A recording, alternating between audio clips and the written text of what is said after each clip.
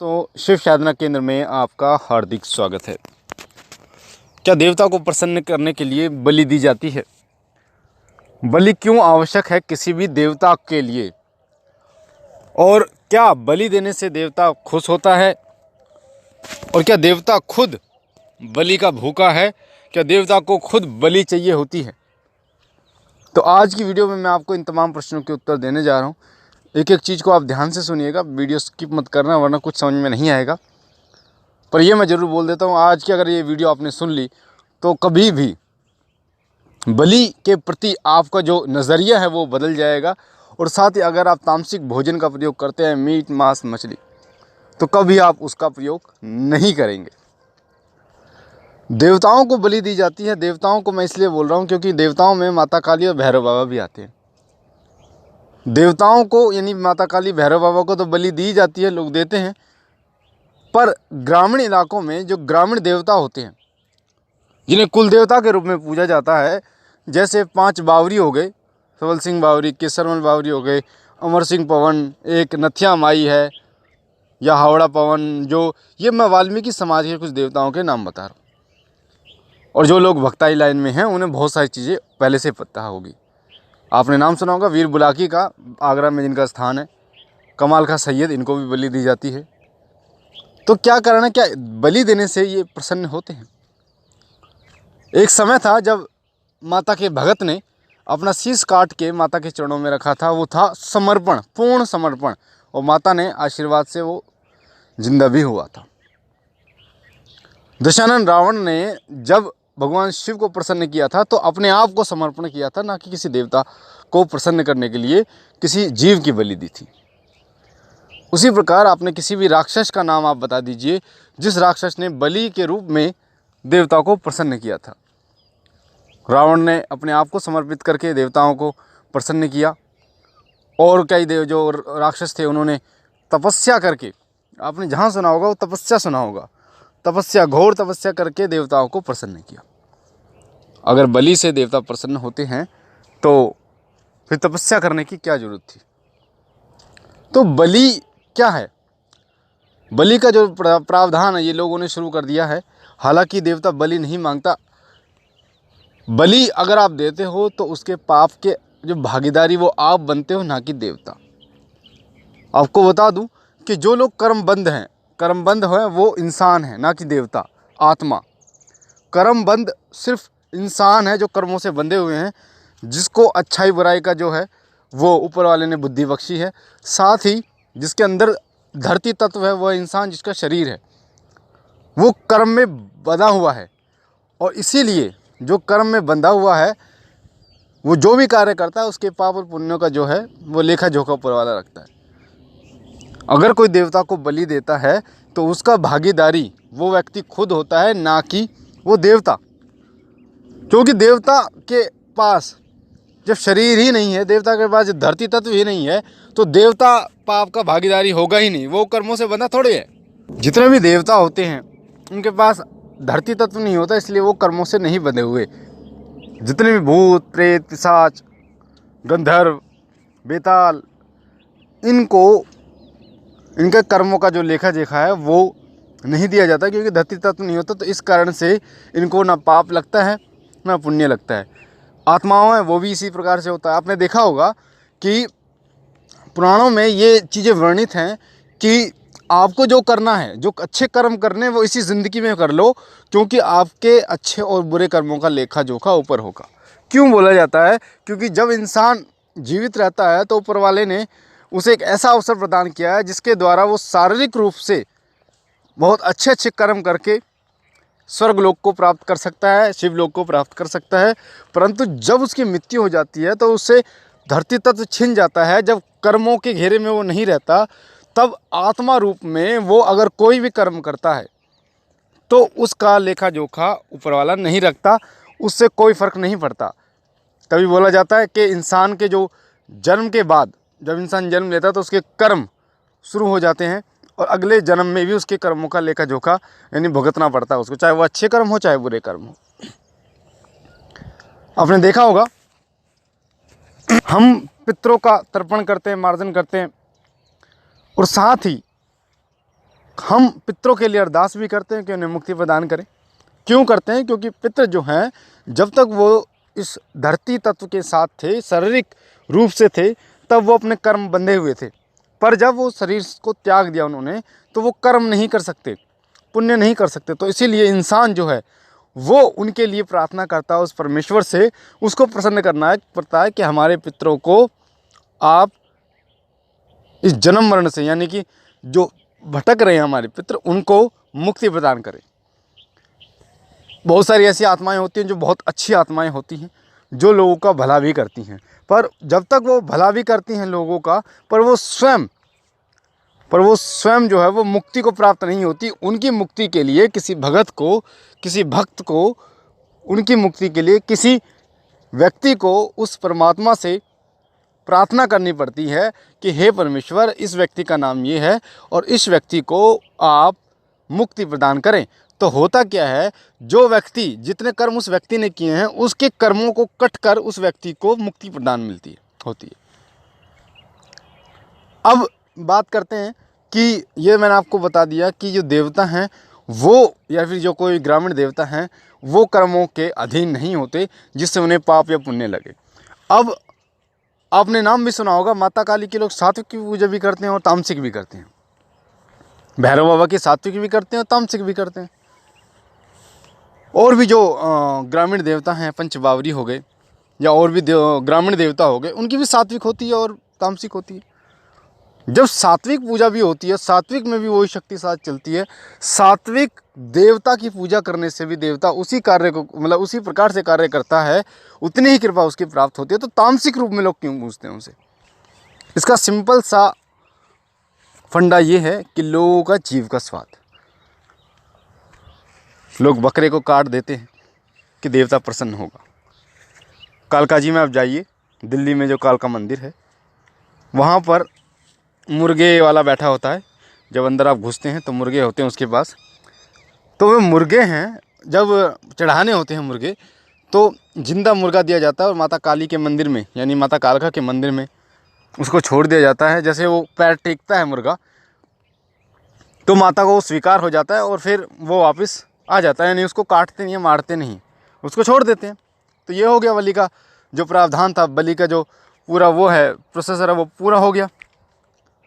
पर लोगों ने अपनी जीव के लिए जो है वो बलि को बढ़ावा दिया है। जब सात्विक रूप से देवता शक्तिशाली है, सारे कार्य कर रहा है, तो तामसिक रूप की क्या ज़रूरत है? माता पाथरी वाली है, माता धूतनी, उनको भी लोग पूजते हैं, लौंग बतासे लड्डू बर पूजते हैं, सारे कार्य करते हैं वो। ये मैं भक्ताई लाइन की बता रहा हूँ। पर फिर भी जो लोग हैं वो लोग तामसिक रूप में क्यों पूजते हैं? ये लोगों का चयन होता है। कोई भी देवता ये नहीं कहता कि आप मुझे तामसिक रूप में पूजो, ये भगत पर निर्भर करता है। अगर भगत की बुद्धि ठीक है, अगर भगत ठीक है, वो अपनी जीव का स्वाद नहीं देखता, वो किसी निर्जीव को मारने की चेष्टा नहीं करता, ना उसके मन में किसी प्रकार का लोभ है, लालच है, तो वो सात्विक रूप से ही पूजेगा, ना कि तामसिक रूप से। एक प्रश्न ये आता है लोगों का कि जी, देवता को सात्विक रूप से अगर हम पूजते हैं तो वो ज़्यादा शक्तिशाली होगा, या तामसिक रूप में पूजते हैं तो ज़्यादा शक्तिशाली होगा? तो देखिए, देवता जो है सात्विक रूप से सबसे ज़्यादा शक्तिशाली होता है। इसका जीता जागता उदाहरण है मेहंदीपुर बालाजी, सालासर बालाजी, जहाँ पर हनुमान जी साक्षात विराजमान है, पूर्ण रूप से सात्विक। भैरव बाबा जी, जिनको लोग कहते हैं जी बलि पे ही चलते हैं, बलि पे ही ये कष्टों को काटते हैं, संकटों को काटते हैं, बलि आप दोगे तभी उनकी कृपा प्राप्त होगी।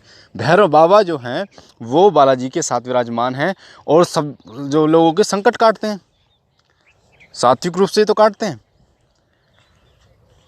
प्रेतराज सरकार, जो कि नीलासुर राक्षस थे पहले, रावण की लंका में, रावण की सेना में थे, रावण की सेवा में थे, नीलासुर राक्षस थे, पर फिर भी वो बालाजी के साथ प्रेतराज सरकार की उपाधि के लेकर लोगों के संकट काटते हैं। सात्विक रूप में वो भोजन करते हैं, सात्विक रूप में पूजे जाते हैं।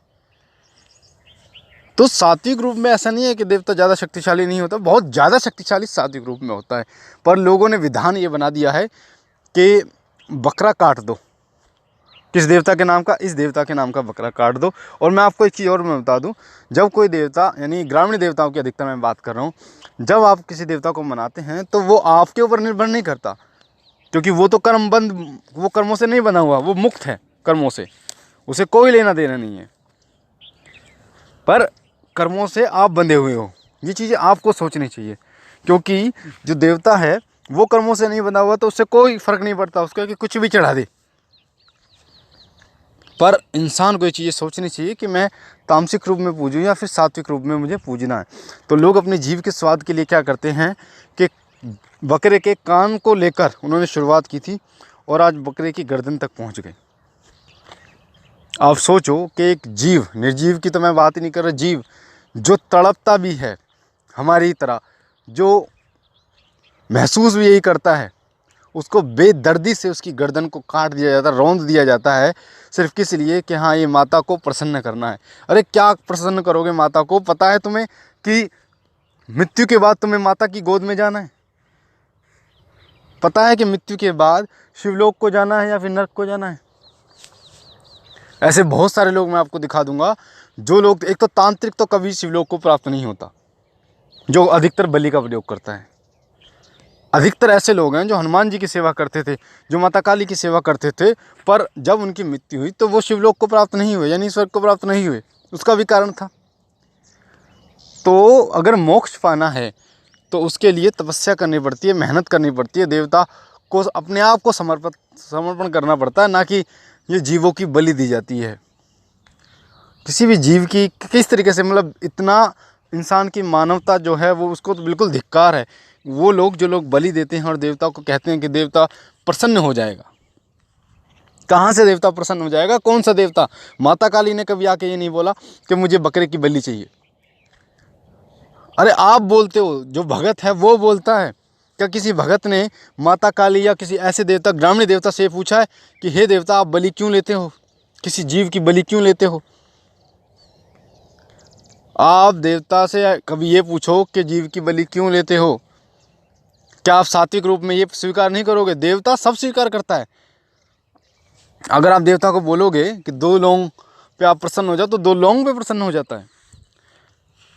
मैं जब भोग देता हूँ तो मैं बालाजी महाराज, प्रेतराज सरकार, भैरव बाबा, माता काली, चौक चौराहे वाली माता चौगानन यानी मदानन माता, माता शीतला मसानी, सबको 2 लौंग का ही भोग दिखाता हूँ और काम भी करता हूँ। सभी काम करते हैं ये मेरे। पर लोगों ने ढंढोरा पीट रखा है कि बलि दो, बलि दो, बलि दो। अगर देवता किसी के मुख से बोलता है, ये भी मैं आपको भक्ताई लाइन की चीज़ें बता दूं, कि देवता बोलता है जी मैं बकरे पे रहूँगा, तो बकरे का मतलब ये थोड़ी कि उसकी गर्दन काट दो। पहले होता ये था बलि के लिए कि किसी, ये देवता के नाम का है तो उसे छोड़ दिया जाता था खुला, यानी उसका कोई बंधन नहीं किया जाता था कि अब उसे एक पिंजरे में रखा जाएगा, उसको छोड़ दिया जाता था।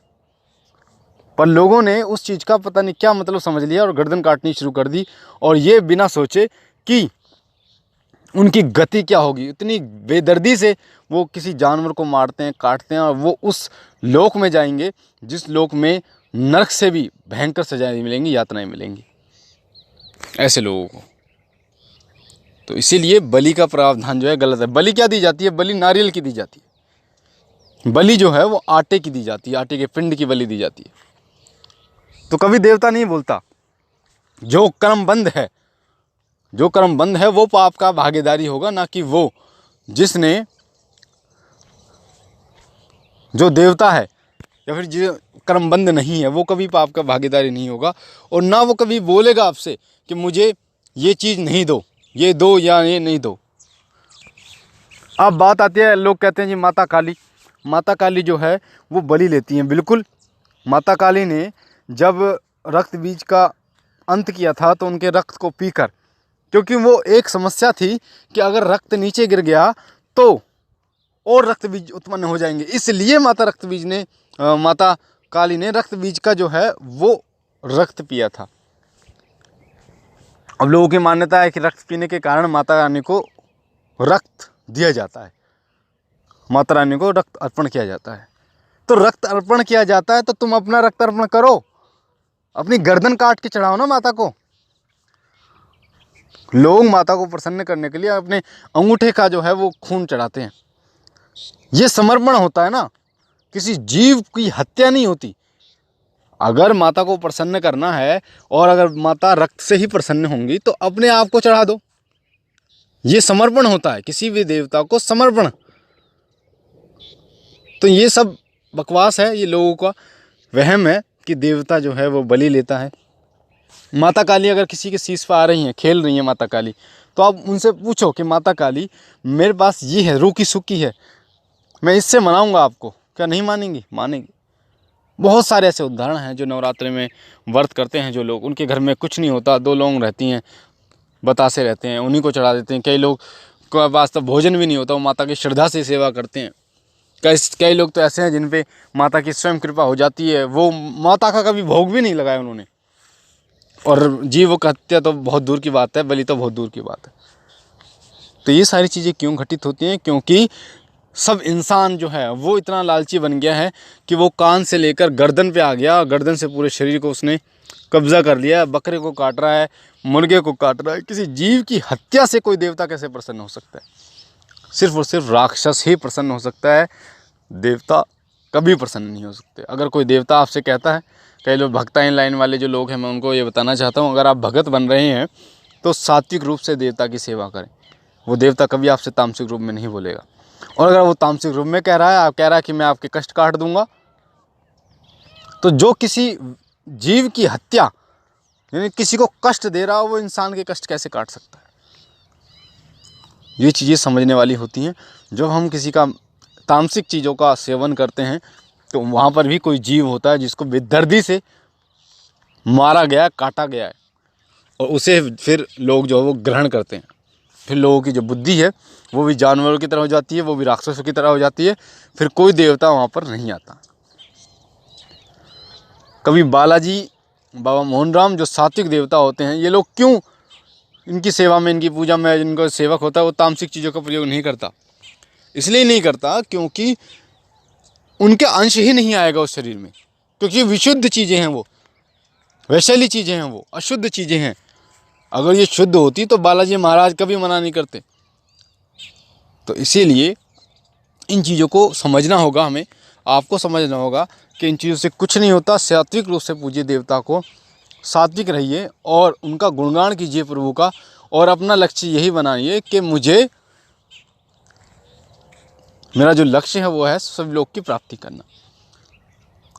एक चीज़ और मैं बता दूं, जितने भी बड़े देवता होते हैं, उच्च देवता, जैसे माता काली हो गई, भैरव बाबा भी, माता शेरावाली वैष्णो माता, या फिर भगवान शिव, भगवान विष्णु, भगवान कृष्ण, भगवान राम, हनुमान जी, ये आपको मोक्ष दिलाने में सक्षम है। ये आपको मोक्ष दिलाने में सक्षम है। पर जो ग्रामीण देवता होते हैं, अगर आप उनकी ही पूजा करते हो तो कभी भी आप मोक्ष को प्राप्त नहीं होंगे। अगर आपके कुल देवता कोई ग्रामीण देवता हैं, जैसे हमारे गोगा जी हैं, तो कुल देवता चाहे कुछ कोई भी हो, आप एक भौतिक सुखों के लिए आप कुल देवता को पूजना ही पड़ेगा आपको, क्योंकि अगर नहीं पूजोगे तो आपके जीवन में कष्ट इतने दे देंगे वो। पर अगर आपको अध्यात्म मार्ग में आगे जाना तो अपने इष्ट देव को, किसी उच्च देवता को बनाइए, ताकि उनकी उंगली पकड़कर आपको शिवलोक की प्राप्ति हो। तो मुझे आशा है ये जानकारी आपको पसंद आई होगी, जो मैंने चीज़ें आपको बताई। अगर आप पहली बार हमारे चैनल पे हैं तो आपके सीधे हाथ पे जो लाल कलर का बटन है उसे दबा के चैनल को सब्सक्राइब कीजिए, ताकि आप हमारे साथ जुड़ सकें, शिव साधना केंद्र के साथ जुड़ सकें। हमारा जो नया चैनल है शिव कृपा परिवार, उसका लिंक डिस्क्रिप्शन में है, उसे भी सब्सक्राइब कीजिए, ताकि भक्ताई से रिलेटेड जानकारी आपको प्राप्त हो, पूजा पाठ से रिलेटेड जानकारी आपको प्राप्त हो। घंटे के निशान को दबाइए, बेल आइकन को, ताकि जो भी हम जानकारी डालें वो सबसे पहले आपको प्राप्त हो। लाइक कीजिए, शेयर कीजिए और बहनों और भाइयों तक, ताकि और लोगों तक ये जानकारी पहुँचे, और लोग भी इसका फ़ायदा उठा पाएँ, और लोगों को भी ये चीज़ें समझ में आए।